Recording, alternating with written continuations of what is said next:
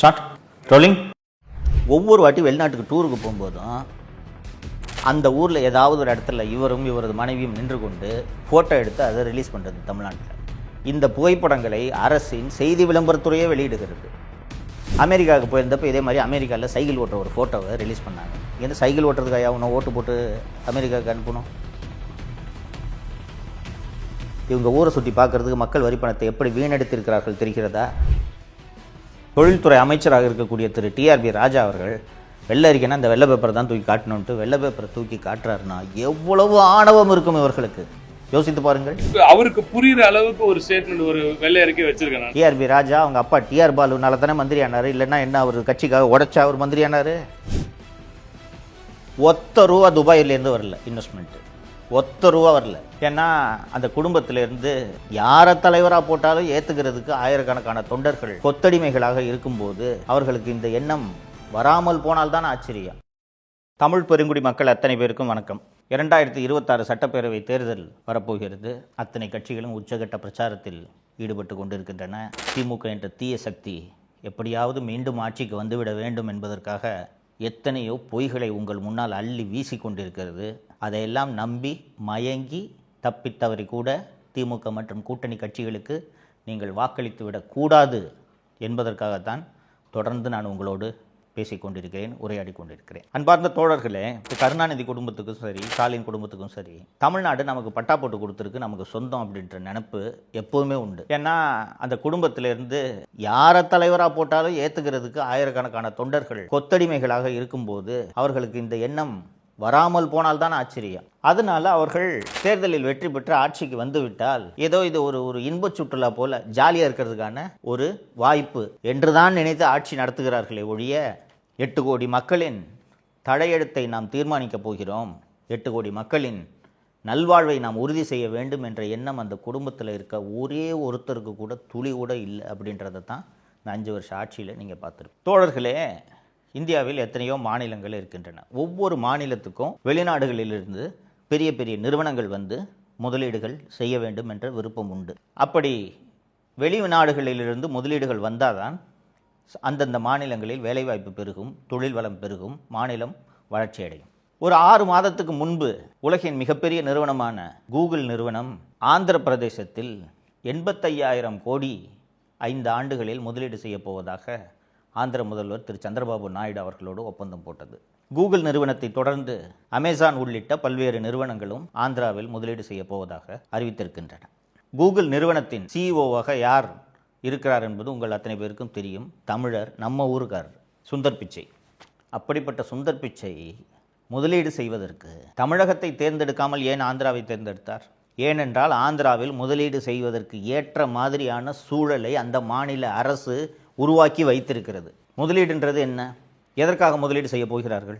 ஒரு முதலாளி ஒரு மாநிலத்தில் சில 100 கோடிகளை, சில 1000 கோடிகளை முதலீடு செய்கிறார் என்றால் நிம்மதியாக தொழில் பண்ணி அதுலேருந்து நமக்கு லாபம் வரணுன்றது தான் அவரோட நோக்கமாக இருக்குமே ஒழிய அந்த மாநிலத்தை வளர்க்கணுன்றது அந்த மாநில அரசின் நோக்கமாக இருக்க வேண்டும். திராவிட மாடல் ஆட்சி பதவிக்கு வந்தவுடன் முதல் ஆண்டிலேயே 2022 துபாய்க்கு முதலீடுகளை வரவேற்பதற்கென்று சுற்றுப்பயணம் போனார்கள். இந்த சுற்றுப்பயணம் போகிறதுக்கு தொழில்துறை செயலர் அல்லது தொழில்துறை அமைச்சர் அனுப்பி வச்சிருந்தாலே அவங்க போய் பார்த்துட்டு முதலீடு எல்லாத்தையும் கொண்டு வந்திருப்பாங்க. நான் ஏற்கனவே ஆந்திர முதலீடு பற்றி சொன்னேன். சந்திரபாபு நாயுடு அமெரிக்காவுக்கு போய் கூகுள் நிறுவனத்தை சந்தித்து சுந்தர் பிச்சையை போய் பார்த்து இங்கே வந்து முதலீடு பண்ணுங்கலாம் கூப்பிடல. அந்த மாநிலம் சிறந்த மாநிலம் என்று அந்த நிறுவனம் தேடி வந்து ஆந்திராவில் முதலீடு செய்தது.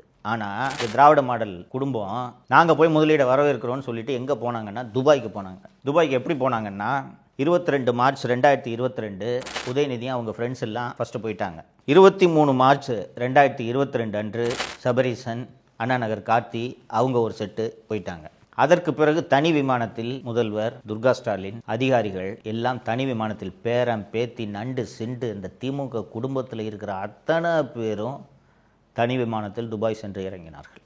கிட்டத்தட்ட ஒரு வாரத்திற்கு மேல் துபாயில் ஆட்டம் போட்டது இந்த குடும்பம். வேறு ஒன்றும் இல்லை. அங்கே போய் ஏஆர் ரஹ்மான் ஸ்டுடியோவை பார்க்குறது, புர்ஜ் காலிஃபா டவரில் ஏறி அங்கே நின்றுக்கிட்டு புகைப்படம் எடுத்துக்கொள்வது, அந்த புகைப்படங்களை வெளியிடுவது என்று கிட்டத்தட்ட இன்பச் சுற்றுலா போல இவர்கள் அந்த முதலீட்டு பயணத்தை நடத்தினார்கள். தோழர்களே, உங்கள் எல்லாருக்கும் தோணும், ஏன் ஒரு முதலமைச்சர் தானே, இவருக்கென்று விடுமுறை எடுத்துக்கொள்ளக்கூடாதா, இவர் துபாய் செல்லக்கூடாதா என்ற கேள்வி உங்களுக்கு எழும். தாராளமாக போகலாம், தவறு கிடையாது. இவங்களுக்கு இருக்க பணத்துக்கு சொந்த காசை செலவு பண்ணிட்டு துபாய்க்கோ அமெரிக்காவுக்கோ உலகின் எந்த நாட்டுக்கோ போய் சுற்றி பார்க்கலாம் இல்லையா? ஆனால் மக்களின் வரி பணத்தில் அரசாங்க காசில் உலகத்தை சுற்றி பார்க்க வேண்டும் என்ற புத்தி இந்த குடும்பத்துக்கு இருக்குதா இல்லையா? அதனால் தான் இதை முக்கியமாக சுட்டி காட்டுகிறேன். போய் துபாய் சுற்றுப்பயணத்தை எல்லாத்தையும் முடிச்சுட்டு வந்தார். வந்து 6100 கோடி முதலீடு துபாயிலிருந்து வரப்போகிறது. Lulu mall, Nobel steel, Kings hospital என்று 3 நிறுவனங்கள் முதலீடு செய்ய போகின்றன என்று வந்து விமான நிலையத்திலேயே அறிவிப்பு வெளியிட்டார் முதல்வர். தோழர்களே, 2026 இருக்கோம். ஒத்த ரூபா துபாயிலேருந்து வரல இன்வெஸ்ட்மெண்ட்டு, ஒத்த ரூபா வரல. 2023 வருஷம் டூர் போகிறாங்க. 23 மே 2023. இந்த டூர் எங்கே தெரியுமா? சிங்கப்பூர் மற்றும் ஜப்பான். கடந்த முறை துபாய்க்கு குடும்பத்தோடு சுற்றுலா போனது கடுமையான விமர்சனத்துக்கு உள்ளான காரணத்தால் இந்த வாட்டி என்ன பண்ணிட்டாருன்னா, பேரம்பேத்தி, கொள்ளு பேரன், கொள்ளு பேத்தி இவங்களெல்லாம் கூட்டிகிட்டு போகல. ஃபஸ்ட்டு மாப்பிள்ளை சபரீசன் தனியாக போயிட்டார், உதயநிதி தனியாக போயிட்டார். திரு ஸ்டாலின் மற்றும் அவரது மனைவி துர்கா ஸ்டாலின் மற்றும் படை பரிவாரங்கள்லாம், உளவுத்துறை ஐஜி செந்தில்வேலன், தினேஷ் எல்லாம் சேர்ந்துக்கிட்டு சிங்கப்பூர் மற்றும் ஜப்பான் நாடுகளுக்கு 23 மே 2023 அன்று சுற்றுப்பயணம் சென்றார்கள். சுற்றுப்பயணம் என்ன? முதலீட்டாளர்களை வரவேற்பதற்காக, முதலீடுகளை வரவேற்பதற்காக பயணம் என்று போனார்கள். போயிட்டு வந்து 3000 கோடி ரூபாய் ஜப்பான் மற்றும் சிங்கப்பூரிலிருந்து முதலீடு வரப்போகிறது என்று விமான நிலையத்தில் முதல்வர் அறிவித்தார். தோழர்களே, இதுவரைக்கும் 10 பைசா முதலீடு அங்கிருந்து வரவில்லை. ஐரோப்பாவிலேயே ஒரு நலிவடைந்த பொருளாதாரம் என்று பொருளாதார வல்லுநர்கள் எந்த நாட்டை கூறுகிறார்கள் என்றால் ஸ்பெயின் நாட்டை சொல்லுவார்கள். சரிங்களா? ஸ்பெயினில் பெரிய அளவு தொழில் வளம் எல்லாம் இல்லை. ஐரோப்பாவிலேயே ஒரு ஸ்பெயின் சுற்றுலாவுக்கு நல்ல நாடே ஒழிய இண்டஸ்ட்ரியல் லெவலில் ஜெர்மனி போல ஸ்பெயின் வந்து ஒரு முதலீடுகளை தொழில் ரீதியாக வளர்ந்த ஒரு நாடு என்று சொல்ல முடியாது. ஸ்பெயினிலிருந்து முதலீடுகளை வரவேற்கப் போகிறேன் என்று 27 ஜனவரி 2024 முதல் 7 பிப்ரவரி 2024 வரை 15 நாட்கள் ஸ்பெயினுக்கு சுற்றுப்பயணம் போகிறார். போயிட்டு வந்து விமான நிலையத்தில் ஒவ்வொரு வாட்டியும் வந்த உடனே இஷ்டத்துக்கு கூசாமல் போய் சொல்கிறது. இந்த வாட்டி எவ்வளோன்னு கேட்டிங்கன்னா 3440 கோடி ரூபாய் முதலீடு ஸ்பெயினிலிருந்து வரப்போகிறது. அந்த முதலீட்டிலிருந்தும் 10 பைசா இது வரைக்கும் வரல. அதற்கு பிறகு ஜனவரி மாதம் 2024 2 டூர், 28 ஆகஸ்ட் 2024 முதல் 12 செப்டம்பர் 2024 வரை எங்கே சுற்றுப்பயணம் சென்றார் என்றால் அமெரிக்காவுக்கு சுற்றுப்பயணம் சென்றார். அமெரிக்காவுக்கு சுற்றுப்பயணம் சென்றார் என்றால் அங்கே போய் முதலீட்டாளர்களை வரவேற்க அப்படின்ட்டு தானே நமக்குலாம் கதை சொல்கிறாங்க. அங்கே போய் என்ன வேலை பார்த்தாரு தெரியுமா? ஐஃபோன் தயாரிக்கக்கூடிய ஆப்பிள் நிறுவனத்தை போய் சுற்றி பார்க்குறாரு, கூகுள் நிறுவனத்தை சுற்றி பார்க்குறாரு. அமெரிக்காவில் இருக்கக்கூடிய முக்கியமான தொழில் நிறுவனங்கள் எல்லாம் போய் டூரிஸ்ட் மாதிரி போய் சுற்றி பார்த்து விட்டு வந்து விமான நிலையத்தில் 7516 கோடி ரூபாய் முதலீடு அமெரிக்காவிலிருந்து வருகிறது என்று அறிவித்தார். இந்த முதலீட்டிலிருந்தும் 10 பைசா இது வரைக்கும் வரல. இதில் என்ன விசேஷம் கேட்டிங்கன்னா, ஒவ்வொரு வாட்டி வெளிநாட்டுக்கு டூருக்கு போகும்போதும் அந்த ஊரில் ஏதாவது ஒரு இடத்துல இவரும் இவரது மனைவியும் நின்று கொண்டு ஃபோட்டோ எடுத்து அதை ரிலீஸ் பண்ணுறது தமிழ்நாட்டில். இந்த புகைப்படங்களை அரசின் செய்தி விளம்பரத்துறையே வெளியிடுகிறது. அமெரிக்காவுக்கு போயிருந்தப்போ இதே மாதிரி அமெரிக்காவில் சைக்கிள் ஓட்டுற ஒரு ஃபோட்டோவை ரிலீஸ் பண்ணாங்க. இங்கேருந்து சைக்கிள் ஓட்டுறதுக்காக அவனை ஓட்டு போட்டு அமெரிக்காவுக்கு அனுப்பணும்? யோசிச்சு பாருங்கள். இப்படிப்பட்ட ஒரு முதல்வர் தேவையா நமக்கு? அதற்கு பிறகு கடைசி சுற்றுப்பயணம் 30 ஆகஸ்ட் 2025 முதல் 8 செப்டம்பர் 2025 வரை 8 நாட்கள் சுற்றுப்பயணமாக ஜெர்மனி மற்றும் இங்கிலாந்துக்கு சுற்றுப்பயணமாக முதல்வர் அவரது குடும்பத்தோடு மனைவி திருமதி துர்கா ஸ்டாலின் மற்றும் செந்தில்வேலன் படை பரிவாரங்களோடு சென்றார். இந்த முறை ஐரோப்பிய சுற்றுப்பயணம், இந்த ஜெர்மனி மற்றும் யூகே சுற்றுப்பயணம் முடிந்த பிறகு வந்து இவர்கள் அறிவித்த முதலீடு எவ்வளவு தெரியுமா? 15000 கோடி ரூபாய்க்கு முதலீடு ஜெர்மனி மற்றும் இங்கிலாந்திலிருந்து வரப்போகிறது என்று அறிவித்தார்கள். இதுக்கு நடுவில் ஒரு தமாசெல்லாம் பண்ணாங்க. ஆக்ஸ்போர்டு பல்கலைக்கழகத்தில் பெரியாரின் படம் நிறுவப்பட்டது என்று ஒரு பெரியாரோட ஃபோட்டோ வச்சு அந்த புகைப்படங்களை எல்லாம் வெளியிட்டார்கள். அந்த ஆக்ஸ்போர்டு பல்கலைக்கழகம் வந்து எல்லாமே இன்டர்நெட்டில் அதோட டீட்டெயில்ஸ் எல்லாம் அவைலபிள். ஆக்ஸ்போர்டு பல்கலைக்கழகத்துக்கு உள்ளேயே பல்வேறு கல்லூரிகள் இருக்கின்றன. அந்த பல்வேறு கல்லூரிகளுக்கென்று அரங்கங்கள் தனியாக இருக்கின்றன. ஒரு ஹால் இருக்குன்னு வச்சுக்கோங்களேன். அந்த அரங்கங்களில் உலகில் எந்த அமைப்பை சேர்ந்தவர்கள் வேண்டுமென்றாலும் அந்த அரங்கத்தை வாடகைக்கு எடுத்து லெக்சர் நடத்தலாம்.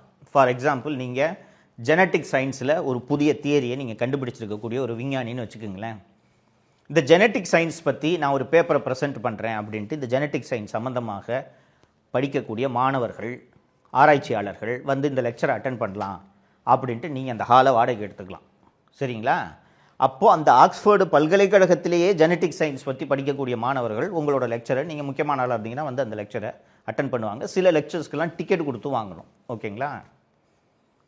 இது போல் ஆக்ஸ்ஃபோர்டு பல்கலைக்கழகத்தில் ஒரு ஹாலை வாடகை எடுத்து ஒரு சாதாரண ஸ்டாண்ட் இருக்கும் தெரியுமா, புகைப்படங்கள்லாம் வைக்கிற மாதிரி, இறந்து போனவங்களுக்கெல்லாம் அஞ்சலி செலுத்துறதுக்கு ஒரு புகைப்படம், ஒரு ட்ரைபாடு மாதிரி வச்சு அதில் ஒரு ஃபோட்டோ வைப்பாங்கல்ல, இது மாதிரி 1500 ரூபாய்க்கு ஒரு பெரியார் ஃபோட்டோவை வாங்கி அந்த ஹாலை வாடகைக்கு எடுத்து அங்கே போய் இவரை கோட்டு சூட்டு போட்டுக்கிட்டு பேசுகிற மாதிரி ஒரு பேச வச்சு அதில் ஒரு ஃபோட்டோ வச்சு ஆக்ஸ்ஃபோர்டு பல்கலைக்கழகத்தில் பெரியார் படத்தை முதல்வர் நிறுவினார் என்று இதற்கு ஒரு பொய்யை சொன்னார்கள். இப்படிப்பட்ட ஒரு கேவலமான கட்சியையோ கேவலமான அரசையோ பார்த்துருக்கிறீர்களா? இந்த வேலையை பண்ணுறதுக்கு மக்களோட வரிப்பணம் கோடிக்கணக்கில் செலவிடப்பட்டிருக்கிறது. நான் இந்த 5 வருஷமாக இவர்கள் போன இந்த டூரோட பட்டியல் எல்லாம் நான் ரெகுலராக இப்போ படித்தேன், பார்த்துருப்பீங்க. மக்களே, இந்தியாவில் எல்லா மாநிலங்களுக்கும் வெளிநாடுகளிலிருந்து முதலீடு வருகிறது. ஆந்திராவை உதாரணமாக சொன்னேன். எந்த மாநிலத்தோட முதல்வராவது அந்தந்த நாட்டுக்கு போய் முதலீடு வேணும்ன்ட்டு கேட்குறாங்களா? கேள்விப்பட்டிருக்கீங்களா? ஒரு மாநிலத்தில் முதலீட்டுக்கான சூழல் நன்றாக இருந்தால் தானாக முதலீடுகள் வரப்போகிறது. நீங்கள் அங்கே போய் நேரடியாக போய் முதலீடுகள் வேணும்னு அழைக்கணும். இப்போ ஆப்பிள் கம்பெனி இன்வெஸ்ட்மெண்ட் வேணும்னா இங்கேருந்து நேராக போய் டிம் குக்கை பார்த்து, சார் எங்கள் ஊரில் இன்வெஸ்ட் பண்ணுங்கன்னு கேட்கணுமா? ஒரு மெயில் போட்டால் போதாதா? இவங்க ஊரை சுற்றி பார்க்குறதுக்கு மக்கள் வரி பணத்தை எப்படி வீணடித்திருக்கிறார்கள் தெரிகிறதா? இப்படி முதலீடுகளை வரவேற்கிறோம் என்ற பெயரில் மக்கள் வரி பணத்தில் உலகத்தை பூராக சுற்றி வரலாம், யாரும் நம்மை கேள்வி கேட்க மாட்டார்கள் என்று இந்த குடும்பத்துக்கு எவ்வளோ தைரியம் வந்திருக்கு தெரியுதா? எங்கேருந்து இந்த தைரியம் வரும்? எவ்வளோ தான் இந்த 5 வருஷத்தில் முதலீடு வந்துச்சு? வெள்ளை அறிக்கை வெளியிடுங்கள் என்று எதிர்க்கட்சி தலைவர் திரு எடப்பாடி பழனிசாமி அவர்கள் பலமுறை வலியுறுத்தியிருக்கிறார். தொழில்துறை அமைச்சராக இருக்கக்கூடிய திரு டிஆர்பி ராஜா அவர்கள் வெள்ளை அறிக்கைனா இந்த வெள்ளை பேப்பரை தான் தூக்கி காட்டணுன்ட்டு வெள்ளை பேப்பரை தூக்கி காட்டுறாருன்னா எவ்வளவு ஆணவம் இருக்கும் இவர்களுக்கு? யோசித்து பாருங்கள். மக்கள் வரி பணத்தில் உலகம் பூரா போய் சுற்றுறீங்க, குடும்பத்தோடு போய் சுற்றுறீங்க. எவ்வளையா முதலீடு வந்திருக்குன்ட்டு அது சம்மந்தமான ஃபேக்சுவல் ரிப்போர்ட் கொடுங்கன்னு வெள்ளை அறிக்கை கேட்டால் வெள்ளை பேப்பரை தூக்கி காட்டுறாருன்னா எவ்வளவு ஆணவம் இருக்கும் இவர்களுக்கு? இந்த ஆணவக்காரர்கள் மீண்டும் ஆட்சிக்கு வரலாமா? இதை நீங்கள் யோசிக்க வேண்டும். ஆட்சிக்கென்று வந்து விட்டால், மக்கள் வாக்களித்த ஆட்சி கட்டிலில் அமர்ந்து விட்டால் நம்மை யாரும் எதுவும் செய்ய முடியாது என்ற ஆணவம் திமுகவில் இருக்கக்கூடிய அத்தனை பேரிடமும் இருக்கிறது. நீங்கள் இதை மறந்துடக்கூடாது. டிஆர்பி ராஜா அவங்க அப்பா டிஆர் பாலுனால தானே மந்திரி ஆனார், இல்லைன்னா என்ன அவர் கட்சிக்காக உடைச்சா அவர் மந்திரி ஆனார்? இப்படிப்பட்ட ஆணவக்காரர்கள் மீண்டும் ஆட்சியில் அமர்வதை நீங்கள் ஒரு நாளும் அனுமதிக்கக்கூடாது. நீங்கள் நினைவில் வைத்துக் கொள்ளுங்கள். தப்பி தவறி யாராவது நான் திமுகவுக்கோ திமுக கூட்டணி கட்சிக்கோ வாக்களிக்க போகிறேன் என்று சொன்னால் அவர்களிடம் பேசி புரிய வைக்க வேண்டியது இந்த வீடியோவை பார்க்கும் ஒவ்வொருவரது கடமை என்பதை இந்த நேரத்தில் நான் உங்களுக்கு நினைவுபடுத்த விரும்புகிறேன். மறந்துவிடாதீர்கள் தோழர்களே, திமுக என்ற தீய சக்தி தப்பி தவறி கூட ஆட்சிக்கு வரக்கூடாது. இதை நினைவில் வைத்துக் கொள்ளுங்கள். வாக்களிக்கும் போது இதை மறந்து விடாதீர்கள். நன்றி. தமிழகத்தை காப்போம்.